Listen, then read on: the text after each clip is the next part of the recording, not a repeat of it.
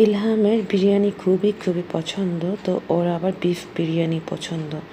তো চিন্তা করলাম আজকে ইলহামের জন্য বিফ বিরিয়ানি করব আর অন্যদের জন্য চিকেন বিরিয়ানি করব। তো আমি একটু অন্য স্টাইলের চিকেন বিরিয়ানি করে নিচ্ছি। চিকেনটাকে ধুয়ে কষিয়ে এভাবে নিয়ে নিচ্ছিলাম। লাস্টের দিকে একটু সস দিয়ে নিচ্ছিলাম, সস দিয়ে ভালো করে কষিয়ে নিচ্ছি। এই কষানোর উপর ডিপেন্ড করে আজকের বিরিয়ানিটা করব। অন্যান্য সময় দেখা যায় বিরিয়ানিটা করার ক্ষেত্রে আগে পোলাও রান্না করা হয়, কিন্তু আমি আজকে এইভাবে করে ফেলেছি। যদিও বিরিয়ানি কম রান্না করি, তো স্পেশাল বা অল্প কিছু বিরিয়ানি হলে তখন আমি করি। আদারওয়াইজ মাই সবসময় বিরিয়ানি রান্না করে। যাই হোক, আমার মতো আজকে তোমরা বিরিয়ানি রান্না করে খেতে পারো, কারণ আজকের এই রেসিপিটি মানে এইভাবে যে আমি রান্না করেছি এটা সবাই খুব পছন্দ করেছে, ঝরঝরে হয়েছে।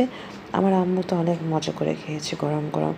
তো তোমরা চাইলে এভাবে মাংস কষিয়ে নিয়ে তারপর পোলার চাল ধুয়ে পানি ঝরিয়ে ছেড়ে দিতে পারো। আর নর্মালি বিরিয়ানি রান্নার ক্ষেত্রে যা যা মশলা লাগে সেটা তো দিবেই। আজকে আমি বাজার থেকে কিনতে পাওয়া যায় যে রাঁধুনি মশলা বিরিয়ানির, সেটাই দিয়েছিলাম। মানে পুরো প্যাকেটের হাফটুকু দিয়েছি। আজকে এখানে চিকেন বিরিয়ানি করছি 6 পটের মতো, মানে 1.5 কেজি। যাই হোক, আমি একটু বেশি করে নিচ্ছিলাম, কারণ কি যে বাচ্চারা খুব পছন্দ করে 2 দিন রেখে খেতে পারবো, ওইভাবে চিন্তা করে রান্না করে নিয়েছিলাম। এবার আমি পানি ঢেলে দিয়েছি, গরম পানি। চিকেন এবং আলু একসাথে দিয়ে কষিয়ে নিয়েছিলাম, ব্যালেন্সটা খুব সুন্দর ছিল। যাই হোক, কিছুক্ষণ নাড়িয়ে চাড়িয়ে লবণ দেখে নিয়েছিলাম, তারপর ঢাকনা দিয়ে ঢেকে রেখেছিলাম। 7 থেকে 8 মিনিট আমি ঢেকে দমে রান্না করে নিয়েছিলাম।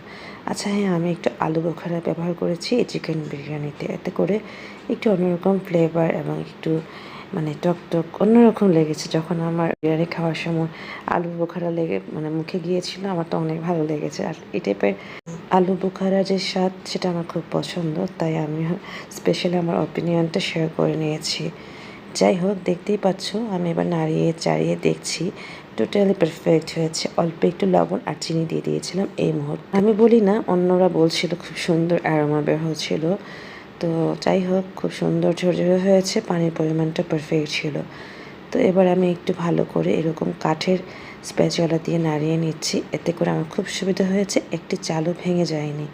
এরকম চ্যাপ্টা টাইপের কাঠের মানে স্প্যাচুলা ব্যবহার করলে খুব ভালো হয়, এতে করে পোলাও বা যে কোনো জিনিস ঝরঝরে হয়। আচ্ছা হ্যাঁ, আমি ফার্স্টেই তোমাদের বলেছি আমি 2 রকমের বিরিয়ানি করেছি।